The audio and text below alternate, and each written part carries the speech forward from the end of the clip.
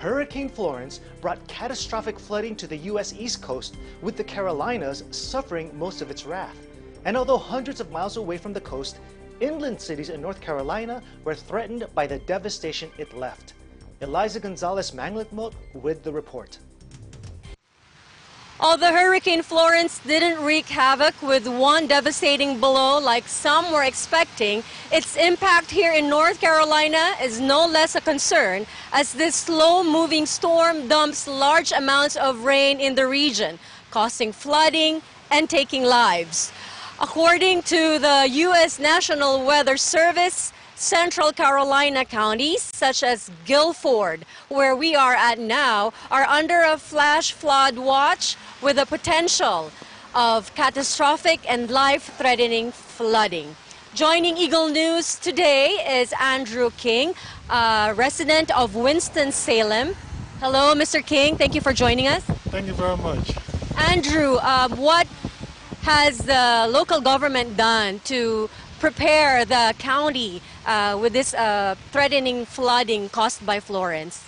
I know according to the news, they had our governor, Governor Roy Cooper, instructing everyone to be on the safe side, to get the necessary things that is needed. And also even the locals of our cities giving the same instruction of getting the necessary things needed for the flooding, because there was speculating that we'll have a lot of power outage and stuff. So you should have the necessary things that is needed in case of such emergency. What would be these necessary things? Probably like get a lot of bottled water, flashlights, and a first aid kit, and a lot of canned foods and stuff. So in case if the power go out for a long time, they should have things to depend on till everything is restored. Yeah, especially with flooding, clean water or potable water is a concern, correct? Yes, ma'am. Andrew, it's pouring for hours now since last night. Most of the residents here are indoors in their houses. What brings you out here in this kind of weather? Today is Sunday. I mean, despite the bad inclement weather we are having, come to church to give praises to our Almighty God. I mean, rainstorm, doesn't really matter. What is most important is having a strong faith and conviction to serve the Almighty God. Well, that's devotion right there. Thank you for joining us. Thank you very much. Reporting from High Point, North Carolina for Eagle News, I am Eliza Gonzalez Mangkhut, always one with 25. Our correspondent got the story and landed the interview, all without getting knocked over by those strong winds. Thanks, Eliza. Wreaking havoc simultaneously with Florence is Typhoon Mangkhut, destroying several cities in its path. Here's a look back at how it hit Saipan and Guam. Francesca Joy Moran reports. Typhoon Mangkhut started out in the Western Pacific as Tropical Depression 26 West on September 7 before becoming a typhoon 2 days later. On September 10, Mangkhut arrived in the Mariana Islands as a Category 2 typhoon with winds of up to 110 miles an hour. The islands of Guam and Saipan bore the brunt of the storm, as seen in these videos.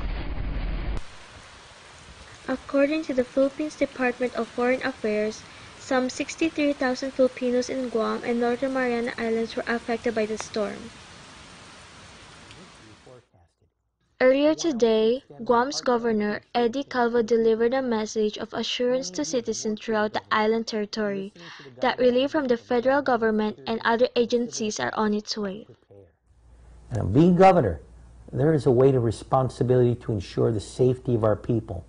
And with your help in making sure that your family was prepared and safely in your homes, we were able to make it through the storm.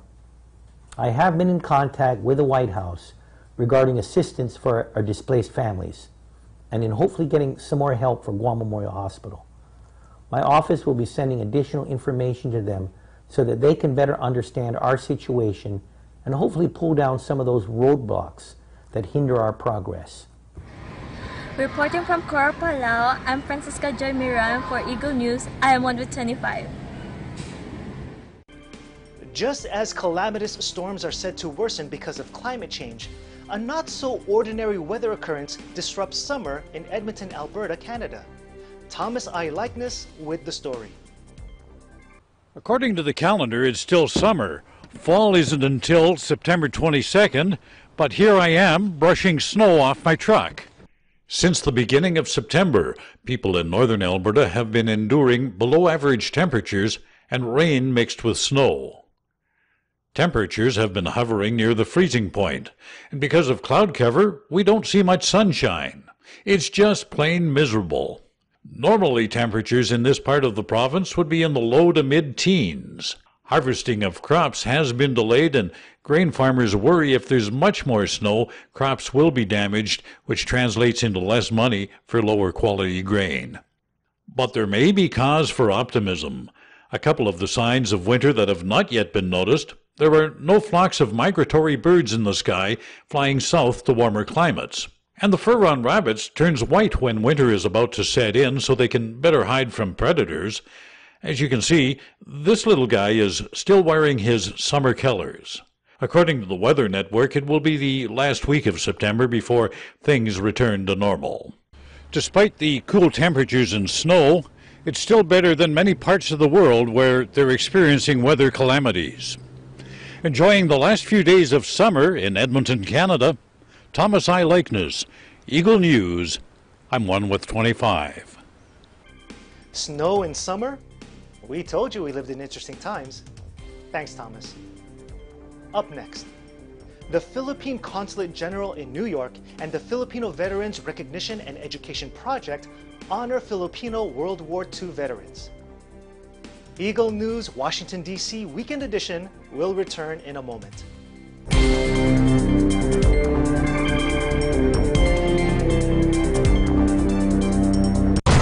The machine is back.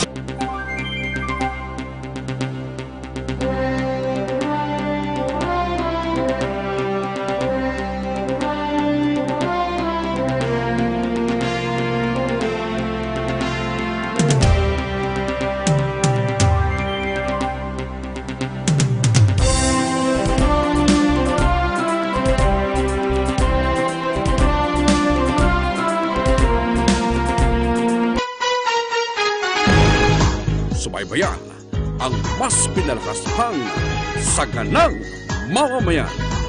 Lunes hanggang Biyernes, alas 8 hanggang alas 9 ng umaga.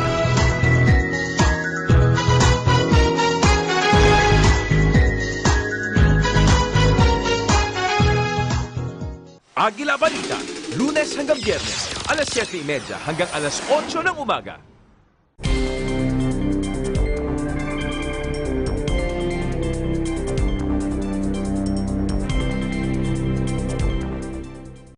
Welcome back. You're watching Eagle News Washington, D.C. Weekend Edition. Because heroes should always be remembered, the Philippine Consulate General in New York and the Filipino Veterans Recognition and Education Project honor Filipino World War II veterans. Joanne Blanco Soriano reports. I'm at the Philippine Center in New York City for the awarding ceremony of the Congressional Gold Medal for Filipino veterans of World War II. Oh, say, can you see by the dawn's early light what so proudly we hailed at the twilight's last gleaming? Well, this event was to memorialize and also to award the Congressional Gold Medal to living World War II veterans and also their next of kin, the veterans that are the part of the 260,000 men and women who fought in the Philippines in defense of the United States in World War II. Following the war, Congress passed two laws called the Rescission Acts of 1946, which basically denied them, revoked the promise made to them by President Roosevelt, Franklin Roosevelt, that they will get their benefits, and also revoked their U.S. nationality, meaning they were no longer U.S. citizens. But they were U.S. citizens during the war, because they were still colonized until May of 1946. So that law still exists today. But we wanted to get the recognition first for the veterans who were disenfranchised, who were discounted, and had lived in a lifetime of adversity for 75 years. Nobody waits that long for a country that asks them to go to war and then not recognize them for their wartime service. I know it's been long overdue, and I think the U.S. should show their appreciation. It takes someone to be service-minded, first of all, to serve, to join the military, recognizing that, you know, you can be in harm's way, and whatever the military may need you to do, you know, you have to do. And there's a sacrifice not only that you may make, but if you have a family, there's a sacrifice that they make as well. We also are talking to their progeny, to their relatives, to their families. And the great many of those family members are young people. And it is very important to us and to let them know too that you belong to families of heroes. This is just one of the many ceremonies held to remember and honor the service of our veterans. Reporting from New York City, this is Joanne Blanco Soriano, 1 with 25. Coming up, Sugar Rush 5K runners taste sweet victory. And Crankworx World Tour showcases extreme mountain biking skills. Eagle News Washington, D.C. Weekend Edition will return shortly.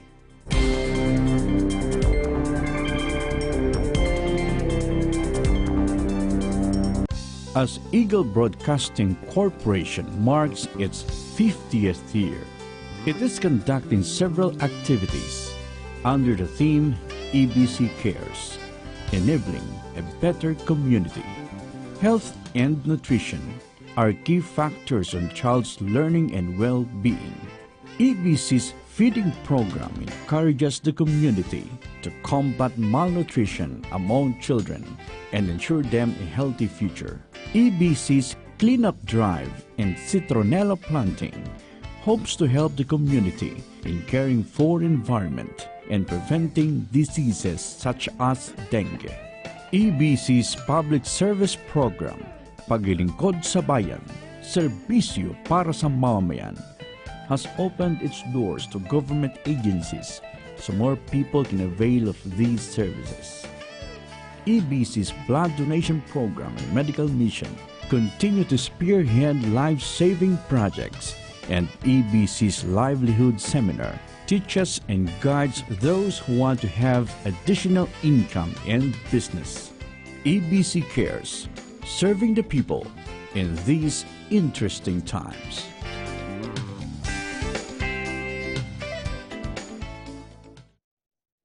Agila Balita, Lunes hanggang Biyernes, alas 7:30 hanggang alas 8 ng umaga. Ang Cebu City ang siyang pinakamatandang syudad sa Pilipinas. Ang tawag din sa Cebu ay the Queen City of the South at isa sa pinakamunlad na lugar sa bansa. Marami rin itong magandang lugar na pwedeng pasyalan at pagkain na sadyang dinarayo gaya ng Cebu Lechon. Para sa mga kaganapan sa iba't ibang lalawigan, naging tumuto sa Agila Probinsya, Lunes hanggang Biyernes, alas 11:30 hanggang alas 12 ng tanghali at alas 5:30 hanggang alas 6 ng gabi, dito lamang sa Net 25.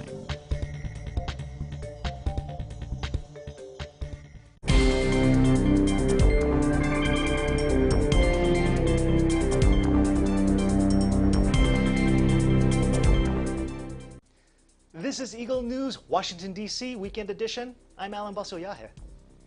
What could be sweeter than a glazed donut waiting for you to devour it at the finish line after running 5 kilometers? Eagle News correspondent Jay Rosquitas takes us to the sweetest race in Florida.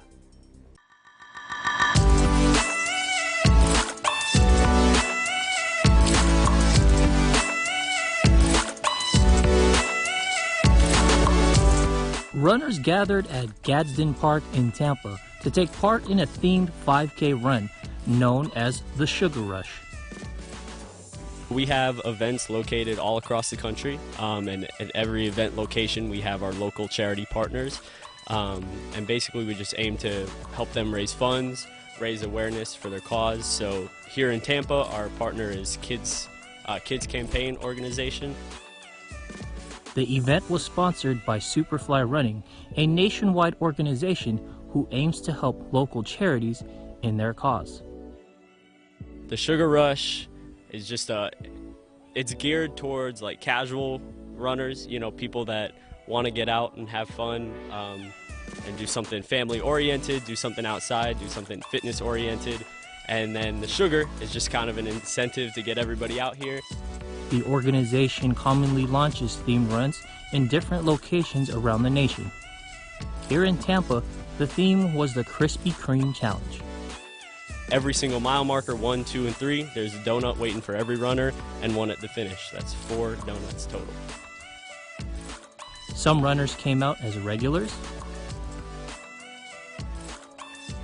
and some came out for the first time. This is my first run ever. It's my first run too, ever. Yeah, it's a lot of fun and everybody's really supportive and everyone's super sweet. It's just something that's fun to do, and this isn't like a serious race to where everybody's competing and everybody's trying to win. Some even came out dressed up to support the event. It's a fun run, it's for a great cause, and we try to have fun and support and inspire other people to come and have fun along with us. And that's one reason why you see me dressed up. The some 200 runners ended their morning with a victory at the finish line and medals placed around their neck. I think that everyone should get involved, and if there's a cause involved, that you should do it, you know, just to support the community and to support whatever the cause is.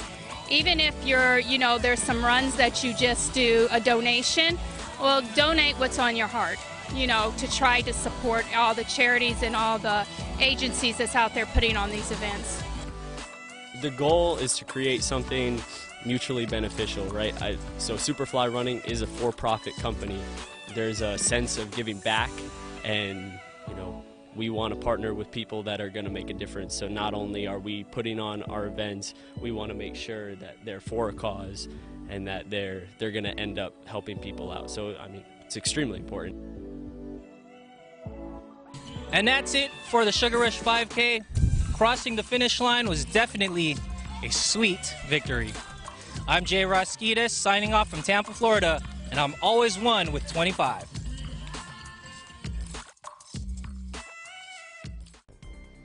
Thanks, Jay.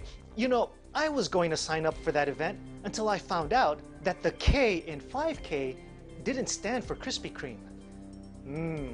Donuts. From a family-friendly physical activity, let's move on to a more intense sport, extreme mountain biking. Kathleen Cruz takes us to the steep slopes of Whistler, Canada for the last stop of this year's Crankworx World Tour. Crankworx World Tour returns to Whistler, Canada for its 15th year of Crankworx competition, a jaw-dropping and extraordinary event showcasing extreme mountain biking. Crankworx is a 10-day action-packed festival showcasing high-flying tricks, adrenaline-pumping spins, and unreal stunts in the world of mountain biking. This sport is no joke as it requires years of training and dedication. Whistler was the last leg of the 4 Crankworx Tour series, which made stops in New Zealand, Austria, and France. Every year, over 300,000 spectators and fans watch the world-class mountain bike competition. Elite-level riders and newcomers alike have come from different parts of the world to compete in different events such as speed and style, enduro, numerous downhill events, giant dual slalom, ultimate pump track challenge, whip-off world championships, Canadian Open cross country, and Red Bull Joyride. But Crankworx is not just about competition, as there are also kids who join different downhill events. But the biggest highlight of the festival, the race to be the king and queen of Crankworx World Tour. Dubbed as the most difficult competition in mountain biking, points are tabulated from 30 men and 22 women events in the 4 aforementioned countries to win the exclusive royal title and $20,000 in prize money. Samuel Blenkinsop of New Zealand was crowned as the king of Crankworx and also named as the downhill champion. For the women's division, big star and frontrunner Jill Kintner of USA was hailed as the queen of Crankworx. Reporting from Whistler, Canada, for Eagle News, I am Kathleen Cruz. I am 1 with 25. Thanks, Kathleen. Now, if you've never tried mountain biking, let me tell you, neither have I. But that shouldn't stop us from trying new things, so I'll see you at the top of the summit. That is today's Eagle News Washington, D.C. Weekend Edition. Join us again next week for stories from our bureaus across the nation and around the world. Visit our websites at eaglenews.ph and eaglenewslive.com. Like us on Facebook. Follow us on Twitter at twitter.com/eaglenewsph. Thank you for watching. I'm Alan Basoyahe. I'm 1 with 25.